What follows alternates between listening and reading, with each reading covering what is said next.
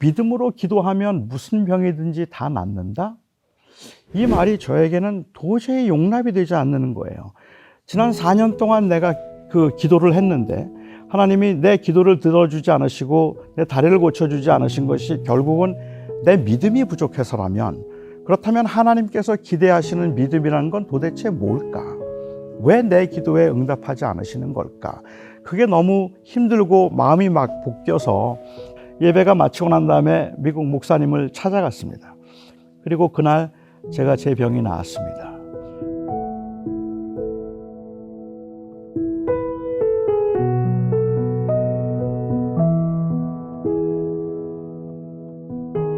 네, 사실 많은 분들이 기도가 참 어렵다고 생각을 해요.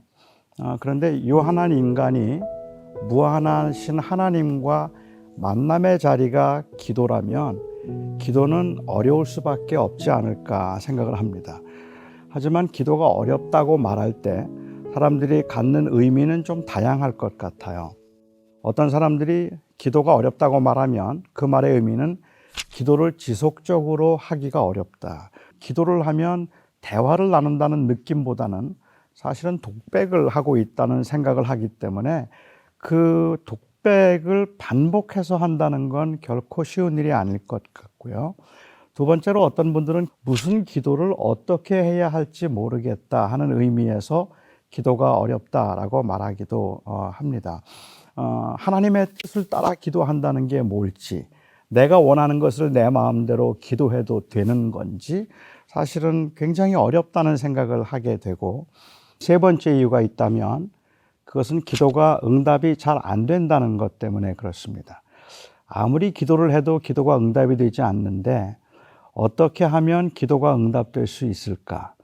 응답되는 기도란 도대체 무엇이고, 그리고 응답되는 기도를 어떻게 해야 되는가에 대한 그 질문 때문에 기도가 굉장히 어렵다라고 사람들은 생각을 하는 것 같습니다. 주님께서 하셨던 말씀 가운데 마태복음 7장에 보면 구하라 그러면 주실 것이요, 찾으라 그러면 찾을 것이요, 두드리라 그러면 열릴 것이라고 말씀하셨습니다. 그러니까 주님의 약속은 분명합니다. 구하면 주실 것이고 찾으면 찾게 될 것이라는 것이 주님의 약속인데, 사실은 그렇게 구해도 얻지 못하는 경우들이 너무 많기 때문에 도대체 뭐가 문제일까? 응답이 안 되고 있다면 그것은 뭔가 우리에게 문제가 있는 것이 아닐까라는 생각을 하게 되죠. 또 어떤 분들의 경우는 사실 주님께서 약속하셨지만 그 말씀을 제대로 믿기는 어렵다고 생각을 하는 사람들도 있겠죠. 응답이 안 되는 그 이유가 뭘까? 한 몇 가지만 생각을 해보자면, 우선 사람들은 생각할 때 믿음이 부족해서라고 그렇게 생각하기도 합니다. 그렇게 생각하도록 하는데 결정적으로 영향을 준 성경 말씀이 있다면 야고보서 1장 9절 말씀이겠죠.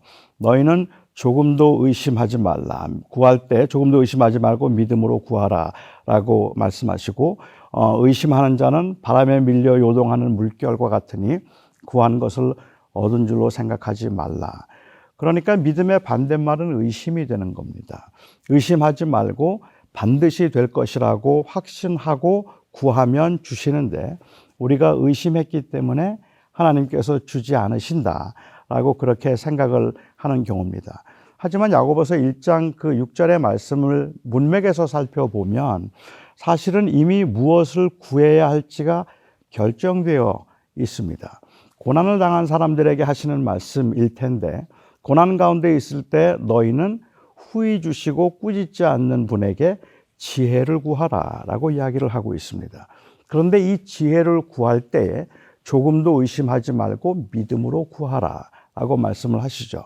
그러면 여기에서 믿으라는 말의 의미는 무엇일까? 그것은 그냥 단순히 내가 구한 것은 반드시 될 것이라는 믿음을 의미하는 것이 아니라, 그 고난과 환난 가운데 있을 때 지혜를 구하는데, 이 지혜를 구할 때 조금도 의심하지 말아야 되는 것은 나중에 16절에서 설명하는 것처럼 하나님의 선하심입니다. 하나님의 선하심을 조금도 의심하지 말라. 그러니까 하나님의 선하심을 의심하지 말고 하나님의 지혜를, 그 고난 가운데 하나님의 뜻이 무엇인지, 하나님의 원하심이 무엇일지를 구해야 한다는 의미이죠. 그런데 이 말씀을 마치 우리가 믿음으로 구할 때 내가 구한 것은 반드시 될 것이라 것을 의미하는 것이라고 본다면, 여기서 말하는 믿음은 결국 정신통일에 불과할 뿐입니다. 반드시 될 것이다. 조금도 의심하지 말고 안 될 것이라는 생각을 하는 순간 이미 벌써 기도는 응답이 안 될 테니까 안 될 거라는 생각을 하지 말라. 그런 의미라고 보기는 굉장히 어렵다는 겁니다.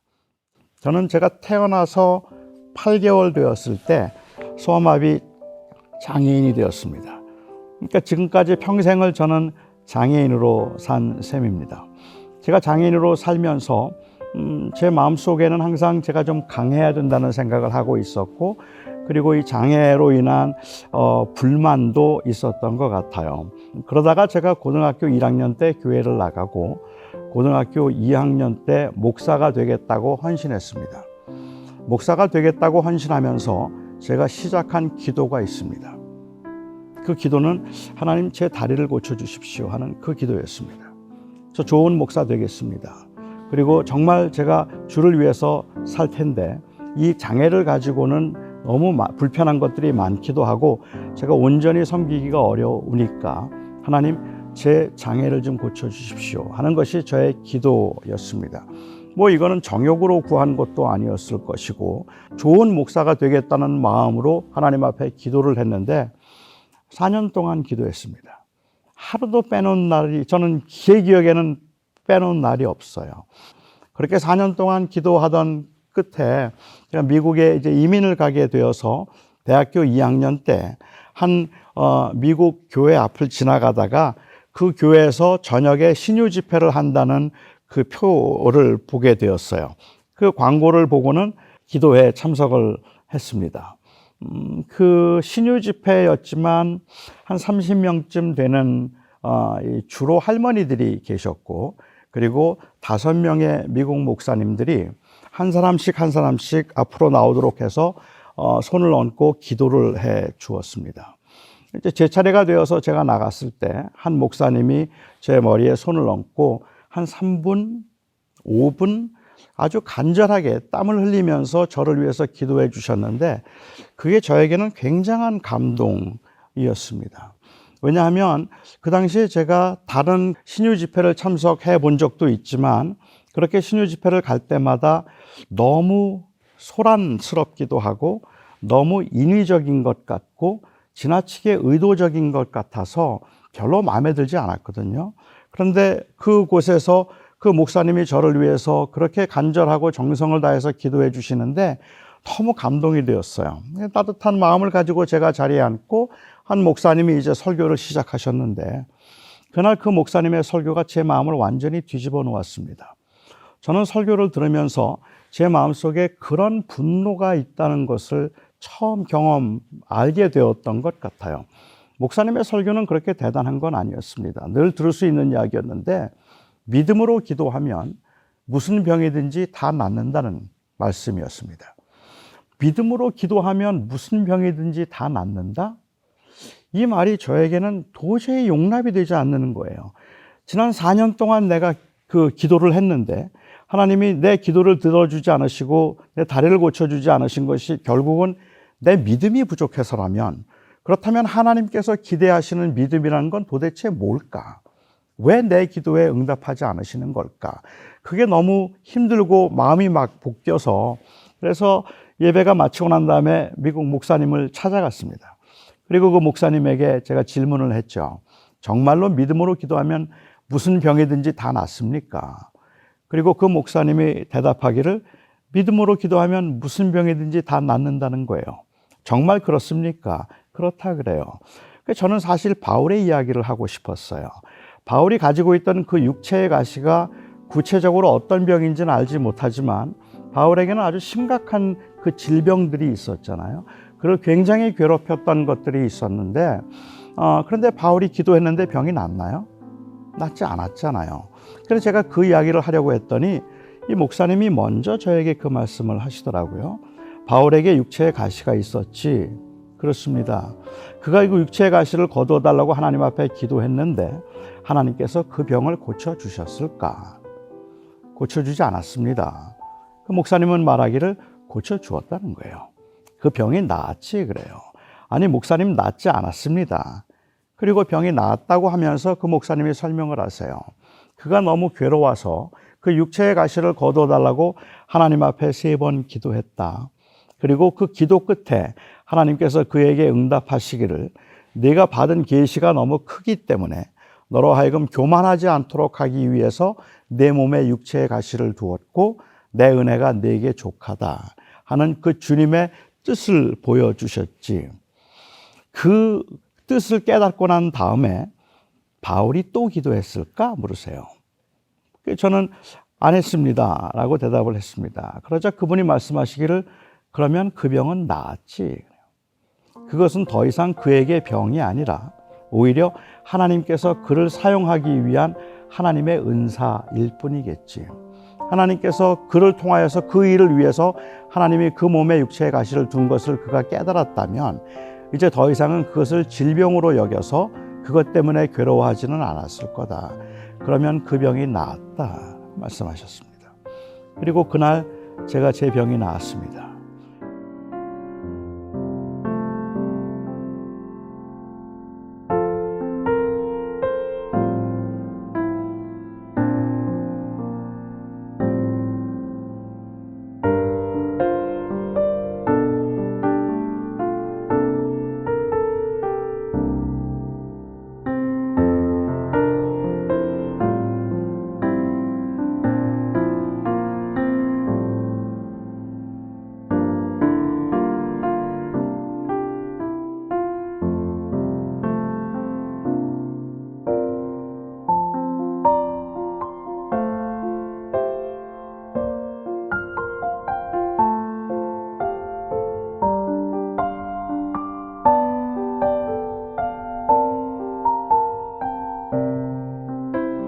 결국은 믿음으로 구한다고 말할 때 내가 원하고 구하는 것은 다 들어주셔서 응답될 것이라는 의미에서가 아니라 하나님의 선하심이 온전히 드러나게 될 때 그 하나님의 선하심을 믿는 것, 그것이 바로 믿음일 것이라고 저는 생각을 합니다. 그러니까 우리가 기도하면서 의심했기 때문에 기도가 응답이 안 된다는 말은 저는 맞는 말이 아니라고 생각합니다. 우리는 기도하면서 끊임없이 의심해야 합니다. 이게 하나님이 기뻐하실까를 물어야 되고 또 이렇게 기도해도 되는가를 물어야 되고 도대체 이 고난이 이유가 뭘까를 우리는 지속적으로 물어야지 그냥 된다라고 생각하고 아무 의심도 하지 않으려고 정신만 통일하면 모든 기도가 다 해결되고 응답이 된다고 생각하는 것은 저는 오해일 거라고 생각합니다. 두 번째, 사람들이 생각하고 있는 기도가 응답되지 않는 이유 중에 하나는 정성이 부족해서다라고 이야기를 하는 분들이 계십니다. 많이 기도해야 되는데 기도를 많이 하지 않아서, 즉 기도가 아직 좀 부족해서 하나님이 응답하지 않고 계신 것이다 라고 그렇게 이해하는 경우도 있을 겁니다. 물론 어떤 경우에는 기도를 지속적으로 하기를 하나님께서 원하시기도 하지만 하나님께서 우리의 기도를 들으시면서 기도의 수를 세시는 분은 아니라고 저는 생각합니다. 사람들이 이렇게 생각하는데 아마도 영향을 준 말씀이 있다면 제가 생각하기에는 누가복음 19장에 나오는 비유가 아닐까 하는 생각을 합니다. 거기에 예수님께서 불의한 재판관과 그리고 불쌍한 과부에 관한 비유를 말씀하셨습니다. 그 도시의 한 여인이 너무 힘들고 너무 답답해서 재판관을 찾아가서 자기의 원한을 좀 풀어달라고, 억울한 사정을 좀 들어달라고 그 간청을 했습니다. 그런데 이 재판관이 듣지 않았습니다. 또 찾아갔습니다. 듣지 않았습니다. 또 찾아갔습니다. 그런데도 듣지 않았습니다. 몇 번을 찾아가는지는 모르지만 자꾸 찾아가니까 이 재판관이 혼자 생각하기를 나는 하나님을 두려워하지 않고 사람을 무시하지만 이 여인의 그 원한을 들어주지 않으면 자꾸 와서 나를 귀찮게 할 것이니 내가 들어주리라 라고 그렇게 말을 했습니다. 그 비유 때문에 사람들은 하나님 앞에 계속해서 강청하면 하나님은 우리의 기도를 들어주실 것이라고 그렇게 생각을 하기도 하는 것 같아요. 하지만 저는 이 비유를 사실은 좀 오해하고 있지 않을까 하는 생각이 듭니다.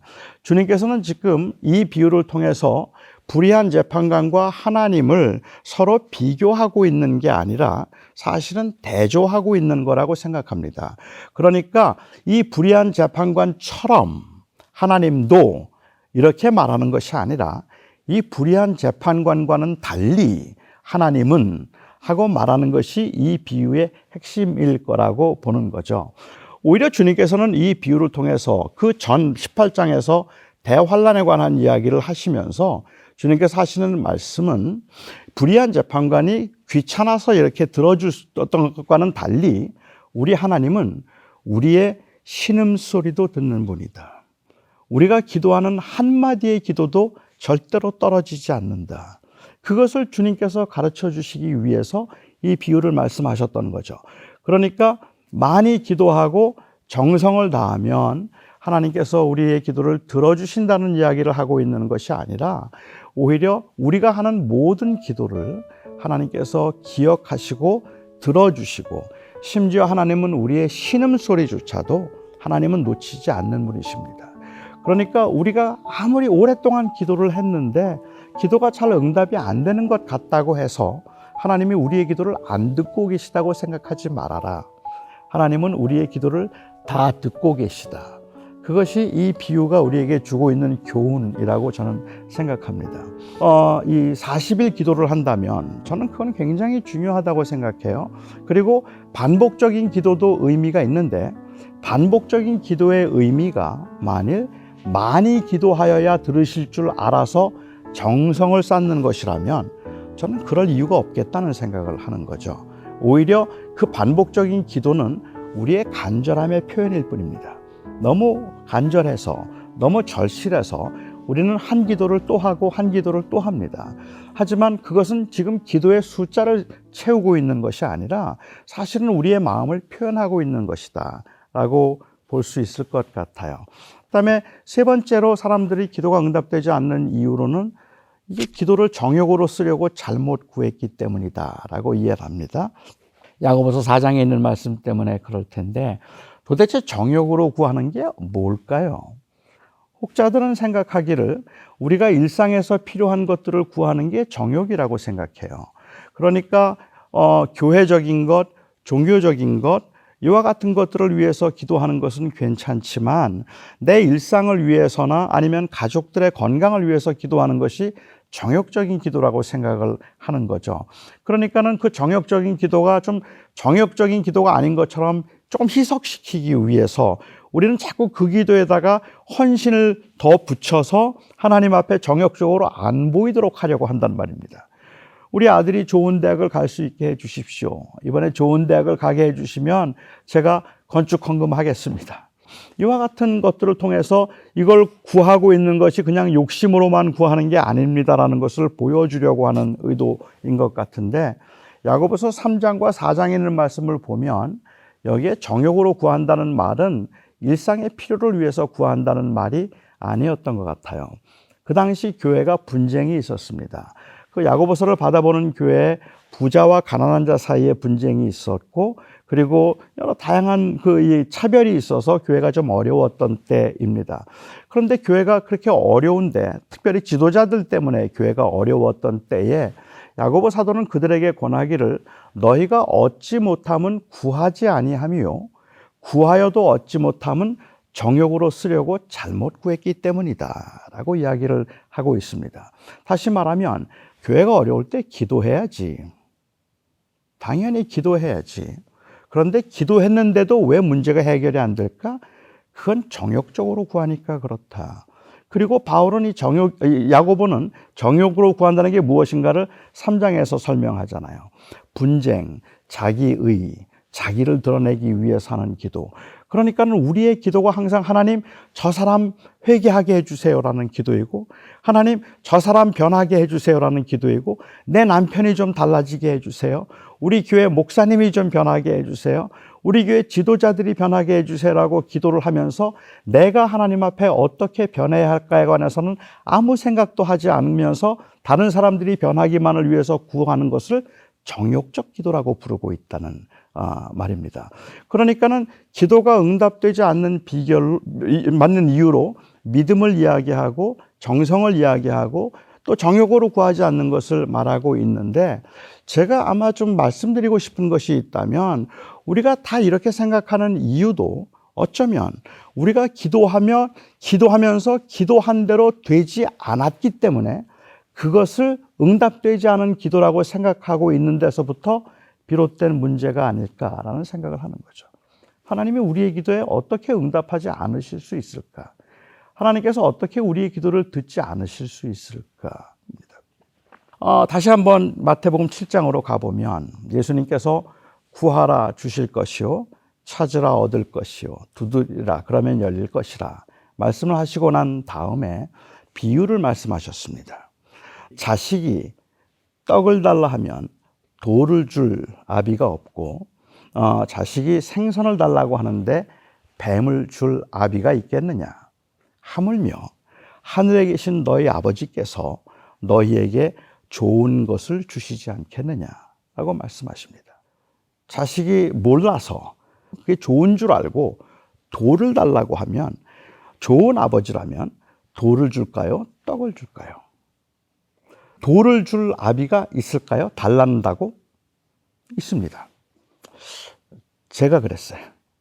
사실 이제 목회를 하면서, 교회를 개척하고 목회를 하면서 너무 바쁘기도 하고 또 이제 할 일들이 너무 많으니까, 우리 큰딸은 제가 학교에 있을 때 낳았는데, 저희 딸의 경우는 제가 목욕도 시키고 성경도 읽어주고 자기 전에 기도도 해주고 책도 읽어주고 했던 기억이 있습니다. 그런데 두 번째 우리 아들은 제가 개척하고 2년 되었을 때 낳았는데 너무 정신이 없어서 지금까지도 저는 그 아이에게 책을 읽어주거나 기도를 해준 기억이 없을 정도입니다. 그러니까 제 마음속에는 저희 아들에 대한 미안한 마음이 있어요. 어쩌다 한번 저희 아들과 함께 이 그로서리 쇼핑을 가면 저희 아들이 이제 저에게 말합니다. 아빠, 아이스크림 먹고 싶어요. 그러면 제가 너무 좋아서, 아이스크림? 그럼 당연히 내가 사줘야지. 뭐든지 골라. 내가 너 다 사준다 오늘. 그러면 제 아들은 너무 좋아하면서 아이스크림을 원하는 대로 사요. 그래서 잔뜩 쇼핑을 봐가지고 집에 들어가면 제 아내가 난리가 납니다. 제 아내가 막 야단을 치면서 도대체 이거 다 먹고 아이가 죽어도 되겠느냐느니, 무슨 생각을 하고 이렇게 이걸 다 사주느냐느니, 어떻게 그럴 수 있느냐고. 제 아들은 항상 했던 말이 그거예요. 아빠는 엄마하고 달라. 엄마는 하나도 안 사줘. 그런데 아빠는 다 사줘. 아빠 정말 좋아. 말했어요. 저는 그 말이 좋아서 제 아들이 원하는 건 다 사주고 싶었고, 제 아내는 그 얼마나 좋은 엄마인가 하는 말보다 이 아이에게 뭐가 정말 필요한가 하는 아이의 웰빙을 더 많이 생각했던 거죠. 하나님께서 단지 좋은 아버지라는 이야기를 듣고 싶으시다면 그냥 우리가 구하는 대로 다 주시면 됩니다. 그게 얼마나 위험한 것이든 그게 얼마나 해로운 것이든 상관없이 그냥 달라는 대로 다 주시면, 그러면 하나님은 좋은 하나님이라는 말을 들을 수 있을지는 모르지만 실제로 좋은 아버지일 수는 없을 겁니다. 좋은 아버지라면 떡을 달라고 하면 떡을 줍니다. 하지만 몰라서 돌을 달라고 하면, 그러면 좋은 아버지는 그래도 떡을 줍니다. 그러면 만일 자식이 구하지 않으면 어떨까요? 떡을 먹어야 함에도 불구하고 구하지 않는다면, 그런 경우라면 주실까요? 안 주실까요? 구하지 않아도 좋은 아버지라면, 그 아이에게 필요한 것이라면 당연히 떡을 주십니다. 떡을 구하면 떡을 주시고, 돌을 구해도 떡을 주시고, 안 구해도 떡을 주십니다. 자, 이제 문제가 좀 생겼죠. 그러면 왜 기도합니까? 저는 하나님이 구하지 않아도 좋은 것은 주신다고 확신합니다. 제가 그렇게 확신하는 이유는 제가 지금까지 살면서 누리는 좋은 것들이 다 기도의 응답은 아닙니다. 때로는 교만해서 기도하지 않았고, 때로는 몰라서 기도하지 않았고, 때로는 너무 바빠서 기도하지 않았어요. 그런데도 불구하고 돌이켜보면 하나님께서 저에게 참 좋은 것을 주셨다는 것을 경험하게 되고 또 고백하지 않을 수가 없습니다. 그러니까 제가 지금 누리고 있는 것들이 다 기도의 결과라고 보지 않고 하나님의 그 선하신 섭리 가운데 주신 것이라고 생각한다면 저는 구하지 않아도 하나님은 우리에게 필요한 것을 주신다라고 확신하고, 그래서 기도를 구할 때까지 끝까지 안 주셔서 우리가 고난 가운데 있도록 하시는 분은 아니시라고 저는 생각을 합니다. 제가 지금 문제가 생겼잖아요. 그러면 도대체 기도는 왜 하는가? 기도란, 하나님께서 우리에게 기도하라고 말씀하실 때 기도란 우리가 원하는 것을 아니면 필요한 것을 얻어내는 수단으로 주신 것이 아니라, 기도는 하나님이 우리를 지키시는 아버지이심을 경험하도록 하기 위해서 주신 것입니다. 그러니까 우리는 그 기도를 통해서 하나님을 경험하고 하나님이 좋은 아버지가 되심을 경험하는 것이지 우리의 필요한 것을 채우는 것은 아니라는 말이죠.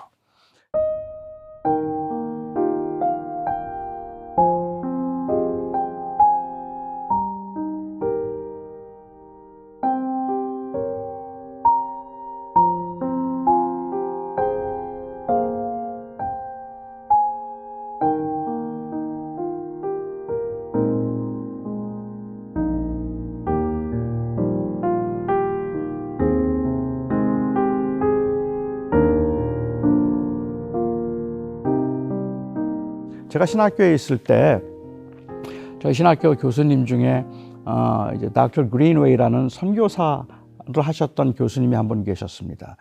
이 그린웨이께서 선교 현장에서 있었던 이야기를 말씀해 주신 적이 있어요. 멕시코에서 선교를 하셨는데 하루는 누가 와서 문을 두들기더래요. 그래서 밖에 나가 보았더니 한 10살쯤 되어 보이는 여자아이인데 아주 꾀죄죄하고 두려움에 가득 차서 겁먹은 얼굴을 하고 그 문 앞에 서 있는 겁니다. 너무 불쌍해 보여서 이 아이를 들어오라고 했습니다. 그렇게 집으로 들어오라고 하고서는 무슨 일인가 물어보았더니 이 여자아이가 아주 조심스럽게 입을 열어서 말하기를, 자기 엄마는 자기가 3살 때 죽었고 아버지는 알코올 중독자인데 4개월 전에 술이 취해서 자기를 총으로 쏴서 죽이려고 해서 도망 나왔다라고 했습니다. 그 사정을 다 듣고 난 이 그린웨이 부부가 이 아이에게 밥 한 끼를 주어서 그냥 내보낼 수는 없었습니다. 그래서 그냥 그 집에 있으라고 하고, 그리고 가족들이 의논을 했어요.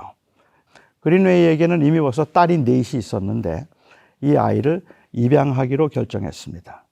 그래서 그 아이가 괜찮다고만 하면 그 절차를 거쳐서 이 아이를 입양하기로 결정을 하고 입양을 했습니다. 그 아이를 입양하고 난 다음에 그린웨이가 그 여자아이에게 말했다 그래요. 이제부터 너는 내 딸이다. 내가 네 아버지야. 네가 필요한 게 있다면 뭐든지 나한테 말해라. 여자아이가 고맙다고 했습니다.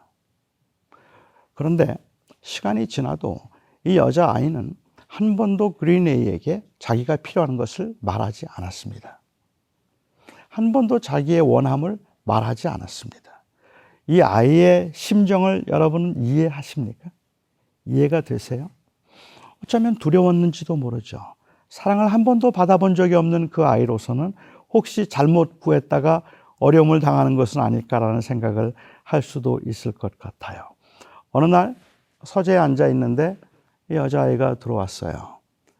돌아앉으면서 왜 그래? 뭐 해줄까? 무슨 일이야? 라고 물었습니다. 그러자 그 여자아이가 아주 부끄러운 듯이 아주 조심스럽게 한마디를 했습니다. 아빠, 신발끈이 하나 필요해요. 그런데 그 말을 듣는 순간에 그린웨이는 돌아앉아서 울었다고 고백을 해요. 이게 너무 감격스러워서.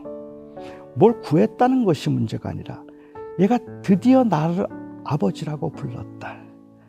얘가 드디어 나한테 자기가 필요한 것을 구했다. 이거는 그 구한 것을 얻느냐 얻지 않느냐의 문제가 아니라 드디어 이 아이가 나를 아버지로 생각하고 있어서 자기의 필요한 것을 말할 수 있고 자기가 답답하고 힘든 것을 말할 수 있다면, 그렇다면 이 관계가 새로 이루어진 것이니까 이게 얼마나 귀하고 아름다운 일인가. 결국은 기도는 그거 아닐까 하는 거죠. 목회를 하면서도 어려운 분들을 찾아가면 정말 간절하게 고쳐달라고 기도를 합니다. 마음속 한 구석에 안 고쳐주셔도 그래도 하나님의 뜻입니다 라고 생각하면서 기도하는 것도 아닙니다. 저는 그냥 간절하게 살려달라고 기도를 할 수 있습니다.